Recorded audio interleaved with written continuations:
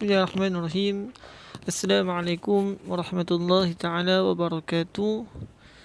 Alhamdulillah, bertemu kita hari ini untuk subjek akhlak tahun 6. Baik, pelajaran ketiga, sifat mahmudah. Sifat mahmudah. Baik, sifat mahmudah ini ada banyak Sifat mahmudah ini maksudnya sifat yang terpuji. Mahmudah maknanya terpuji. Terpuji ini maknanya sikap yang baik lah. Jadi kita akan belajar tentang sikap mahmudah, sifat terpuji ataupun sikap yang baik. Baik, untuk sifat mahmudah yang pertama kita akan belajar berkaitan dengan tawakal. Tawakal. Baik, jadi dalam tawakal ini kita akan belajar maksud dia. Apa dia maksud tawakal? Kamu dah biasa dengar tawakal, tapi maksud sebenar dia apa? Kemudian dalil tawakal. Nampak Allah perintahkan kita supaya bertawakal. Ciri-ciri tawakal. Macam mana yang dimaksudkan dengan tawakal? Fadilat tawakal. Apa kebaikan disebabkan kamu bertawakal kepada Allah? Akibat tidak bertawakal. Apa pula kesan buruk yang kita dapat jika kita tidak bertawakal kepada Allah? Baik. Jadi kita tengok gambar yang pertama tu. Dia nak naik bas, dibaca Bismillahirrahmanirrahim. Ataupun dalam bahasa Melayunya, dengan nama Allah aku bertawakal kepada Allah. Nampak?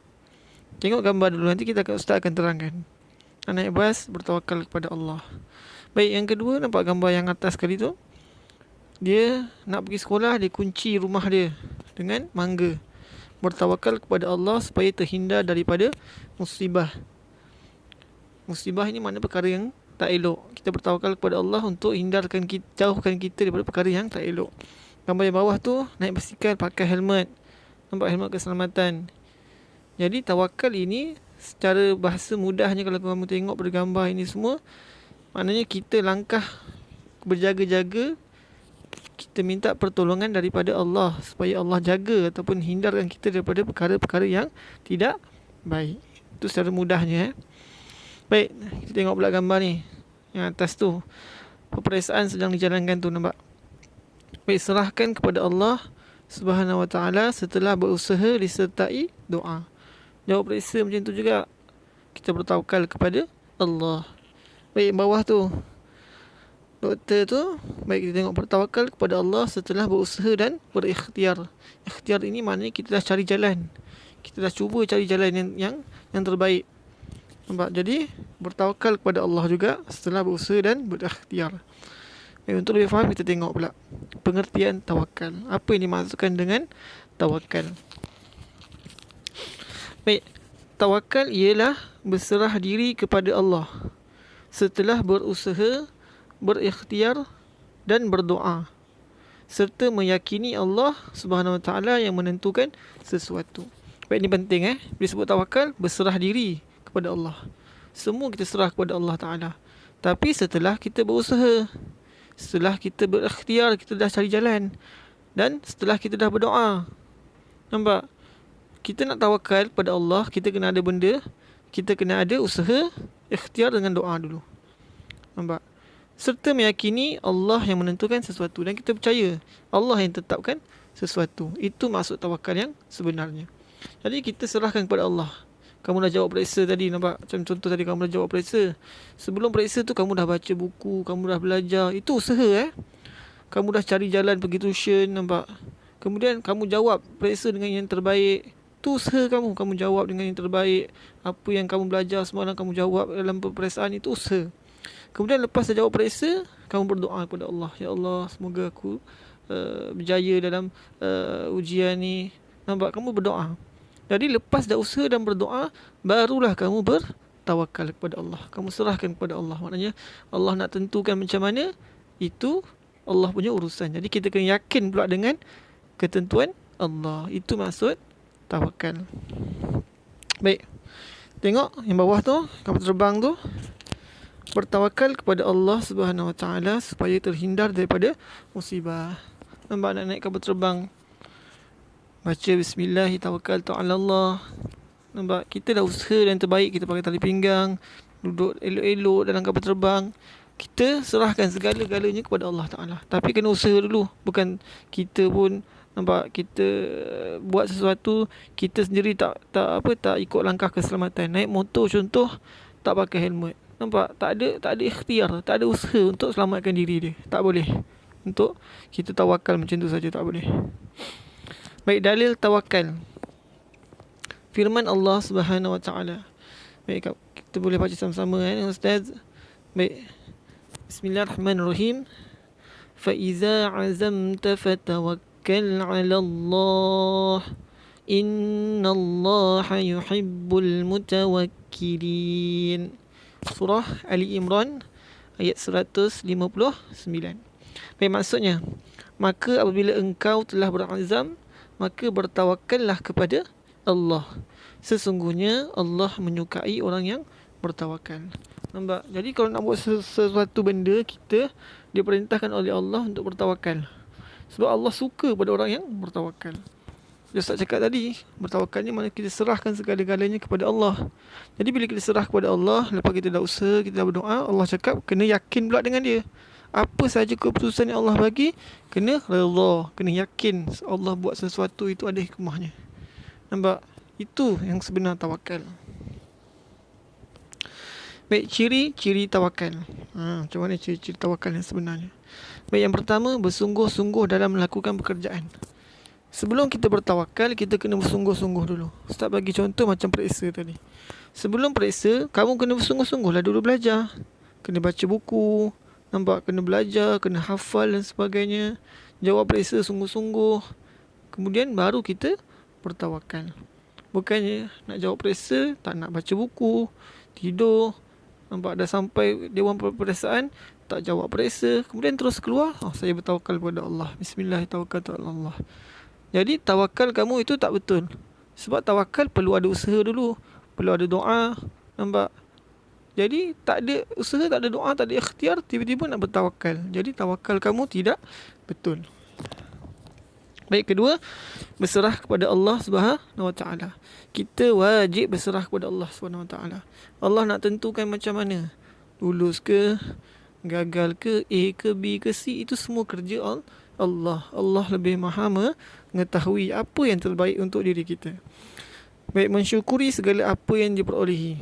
Jadi Ustaz beritahu tadi, antara maksud pengertian tawakal tadi ialah kita meyakini dengan ketentuan Allah. Jadi Allah dah tentukan kita dapat, contoh tak dapat juga A, dapat juga B saja.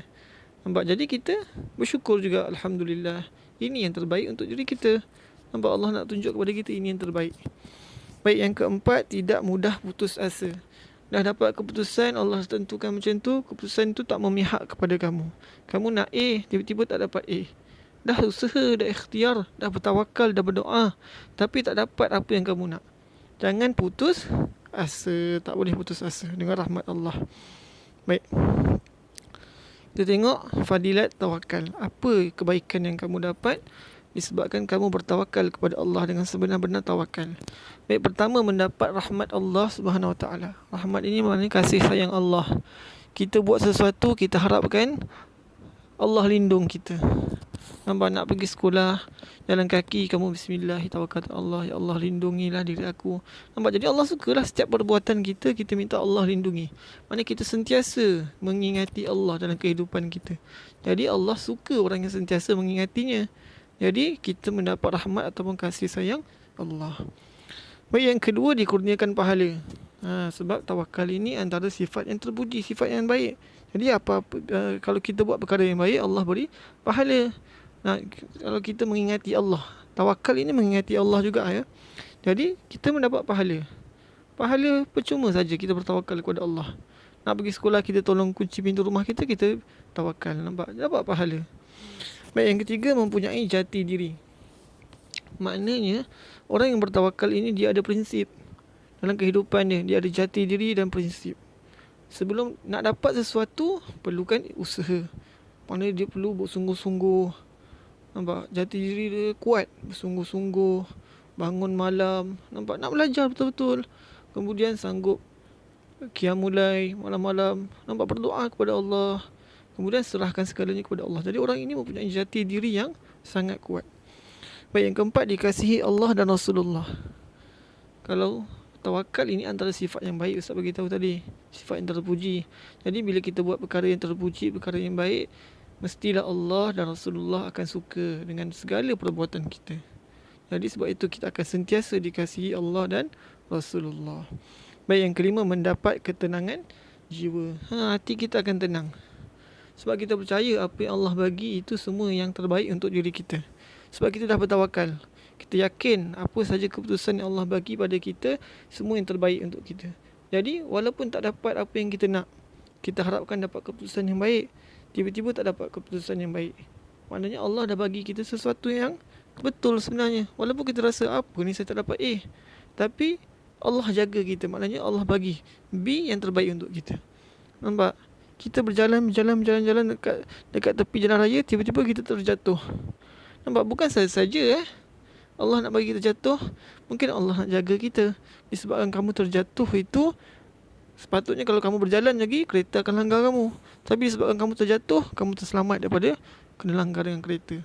Nampak? Jadi Allah jaga kita, ketenangan. Allah bagi ketenangan kepada kita. Jadi apa saja yang kita berlaku pada diri kita, kita kena redha, tenang. Jadi jiwa kita akan tenang. Kita tak akan rasa serabut, kenapa aku tak dapat. Nampak? Sebab kita akan rasakan semua Allah bagi ini yang terbaik untuk diri kita. Baik, akibat tidak bertawakal. Apa pula keburukan yang kita dapat disebabkan kita tak bertawakal kepada Allah? Baik, yang pertama, jauh dari rahmat Allah. Jauh kita daripada kasih sayang Allah. Wa iyazubillah. Nampak? Kita nakkan Allah sayang kita, tapi sebabkan kita tak nak bertawakal kepada Allah, Allah makin jauh dengan kita. Jadi kalau kita makin jauh dengan Allah Ta'ala, makin jauhlah juga kita dengan syurga Allah. Nampak? Makin jauhlah juga kita dengan kasih sayang Allah. Jadi kalau jauh dengan syurga, yang dekat dengan apa? Takkan nak dekat dengan neraka. Kita tak nak. Baik, yang kedua, berdosa. Berdosa. Nampak? Bukan saja tak betul, berdosa pula tu. Sebab kita tak bertawakal kepada Allah. Kita rasakan, oh ini semua salah Allah Ta'ala. Nampak? Sepatutnya aku dapat A, kenapa hidup aku macam ni? Nampak? Kita rasakan kehidupan kita ni tak betul. Jadi bila kita merasakan kehidupan kita tak betul, sebenarnya yang merancang kehidupan kita ini, yang mengatur kehidupan kita ini Allah Ta'ala. Jadi seakan-akan kita mengatakan Allah itu yang tidak betul. Kenapa dapat keputusan macam ni? Nampak? Ini keputusan ni tak sepatutnya pada saya. Jadi dia mempersoalkan apa yang telah Allah tentukan kepada diri dia. Baik, kemudian mudah berputus asa. Dia akan rasa sikap putus asa saja sebab dia tak ada serah diri kepada Allah. Dia rasa itu semua aku yang buat. Nampak? Aku dah buat juga, dah berusaha tapi tak dapat. Putus asa. Nampak? Dia tak tahu dia tak yakin yang ketentuan Allah itu adalah sebaik-baiknya sebenarnya. Baik, jiwa resah dan gelisah. Sentiasa rasa tak tenang. Nampak? Jiwa dia resah je. Sentiasa rasa tak tenang. Kehidupan dia tak tenang. Nampak? Jatuh sikit, apa ni? Nampak? Kenapa letak batu kat sini? Patutnya aku tak jatuh. Sebab ada batu ni aku jatuh. Kenapa? Kehidupan dia sentiasa tak tenang. Kenapa masalah dekat aku? Kenapa? Nampak?